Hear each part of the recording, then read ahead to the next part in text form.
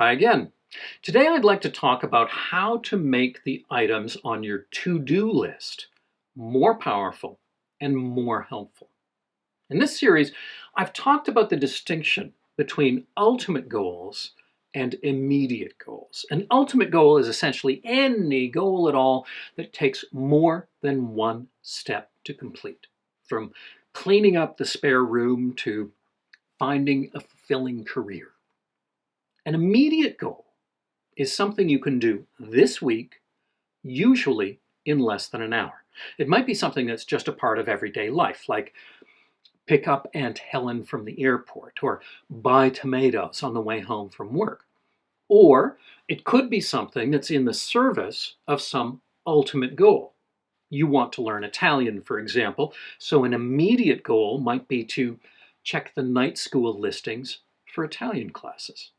You want to start swimming again after a long gap, so you might go shopping for a bathing suit.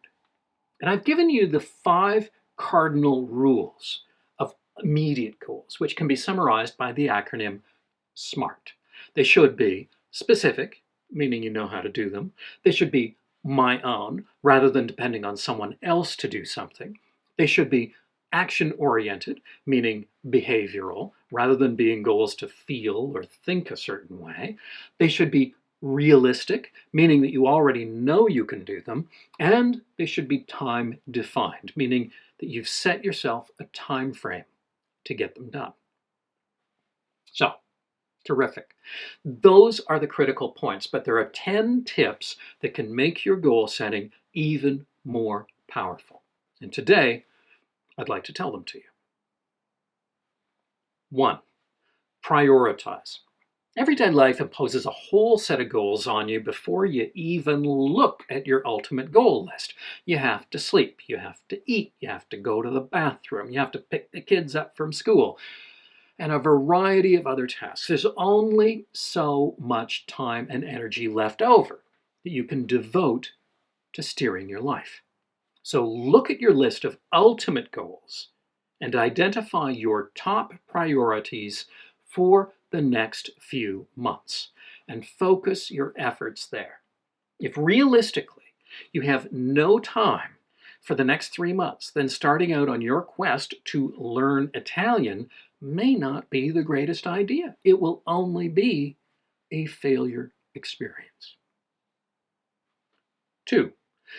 Don't spread your efforts too thin.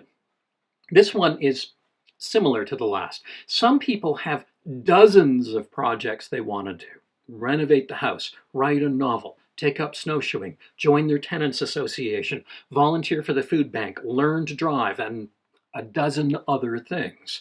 But they cannot juggle all those balls at once. If they try, either they'll do a lousy job, or they'll make so little progress on any one of them that they will lose all of their interest and motivation and never get there. So it's best to have a limited number of projects at any one time. Varies by person, but maybe 3 or 4. Think of yourself as a tiny little motel with only 3 rooms. So this spring, I'm going to work through this Greek cookbook, I'm going to volunteer for the film festival, and I'm going to clean out the garage. And if I finish any one of those, then I have a vacancy in my motel and I can take on another one. But not until I have a vacancy. 3. Set repetitions as separate goals. Some people set goals like swim my laps 3 times this week. Well, that's not bad, but what if you only get to the pool twice? You've failed, right? Instead, reset that as 3 separate goals. Swim my laps 1 time. Swim my laps 1 time. And swim my laps 1 time. Now what happens if you go twice? Now you have 2 successes. This makes a difference because it's getting those successes that builds motivation. If I'm working on a writing project and I have to proofread 3 chapters, I'll write it on the list as Proof Chapter 1, Proof Chapter 2, and Proof Chapter 3. Separate goals. 4. Kill multiple birds. You just don't have enough time or energy to do everything that you might want. But what if you could spend a certain amount of energy and get 2 things done at once? Or 3? You want to get more fit, let's say. You want to be more social, and you want to spend more time near the ocean. So what about inviting a friend to run with you on the path near the beach? You set 3 goals, you get them all done with 1 expenditure of energy. It takes some creativity to figure out how to combine goals for multiple payoffs, but it's worth it if, at least sometimes, you can do it. 5. Allow victory laps. Your goals should be specific and achievable, but what if you make them too easy? You decide to walk for 20 minutes, but what if once you're going, you feel like continuing? In most circumstances, that's fine. Keep going. But don't change the goal. Don't push the finish line out ahead of you. You've passed the finish line already. Your goal was still to walk for 20 minutes, and you've accomplished that. There is no new goal. You're just carrying on. Otherwise, you might say, let's see if I can do 30. Let's see if I can do 40. And sooner or later, you'll stop before you get to the new goal, and all you will remember is that failure. Keep the goal the way it was, but feel free to pass it and keep going for a bit. 6. Stop when you want to do more. You can keep going for a bit, but don't push yourself to your limit. Some people say, okay, the kitchen is a mess, and today I am going to clean out 1 cupboard. And then they do that, and they feel like they're on a roll, so they keep going. Then they push themselves to the point of exhaustion and give up before the end. And then their memory is that working on this kitchen is a nightmare, and they never want to go back to it. Or they work on some kind of hobby, like, sorting through their photos, and they keep at it until they just cannot keep their eyes open and they can't stand it anymore. It's better to stop a bit before you want to, so that you want to go back. End your meal, if you like, while you're still a little bit hungry to do more photos or to work on the kitchen more. And your motivation will likely grow. 7. With some goals, the finish line is also the stop line. Some people are using goal setting to overcome their fears, for example. And the whole point of this work is to get their anxiety out of the driver's seat so that your behavior is governed by your intentions, not by your fear. So they say, okay, I'm going to go to the shopping mall for 30 minutes. And at the end of 30 minutes, maybe they feel fine, right? So they say, well, okay, I'll do a little bit more. Still okay. And a little bit more. A bit anxious, but still okay. And more. And the anxiety rises up and they run out of the shopping mall. And it's the anxiety that made them leave. That's putting the fear back in the driver's seat. So if you're working on a fear-based goal, it's better to define the task and do the task. And if at the end of 30 minutes or whatever you've set, you're feeling perfectly fine, tough. You have to leave anyway because that was the plan. 8. Dwell on success. Trying something and succeeding at it is motivating. It builds our confidence that we can do things, but only if we pay attention to the success.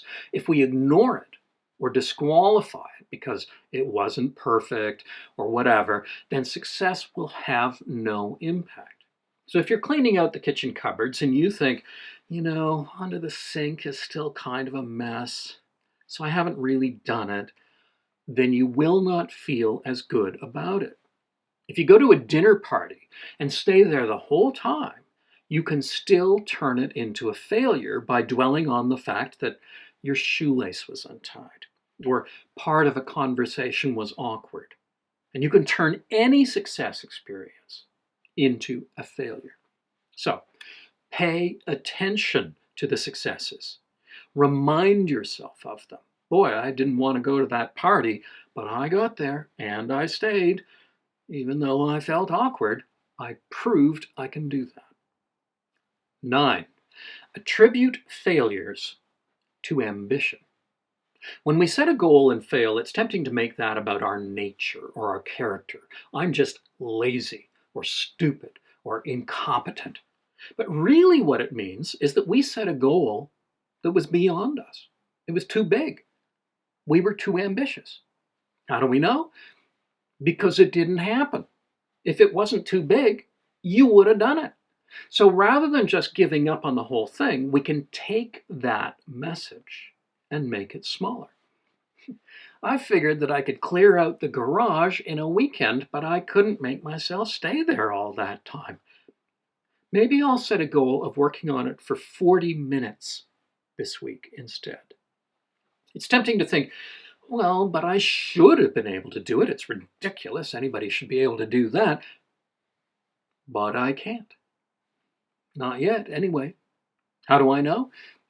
Because it didn't happen. I need to make it smaller. Set easier and less ambitious goals instead. Okay, I'll just work on my speech for 10 minutes. With time, you can do more. And finally, 10, pull in the horizon. When you're working on your goals, where do you put your attention? Our culture says to keep your eye on the prize, getting the job, learning French, getting married, finishing the renovation, publishing the book. But often that goal is so far off, it just feels discouraging. The gulf between where you are and where you want to be is too big. So I recommend that you set your ultimate goal. Okay, save up enough money for a down payment. Then let go of that and focus on your immediate goal instead.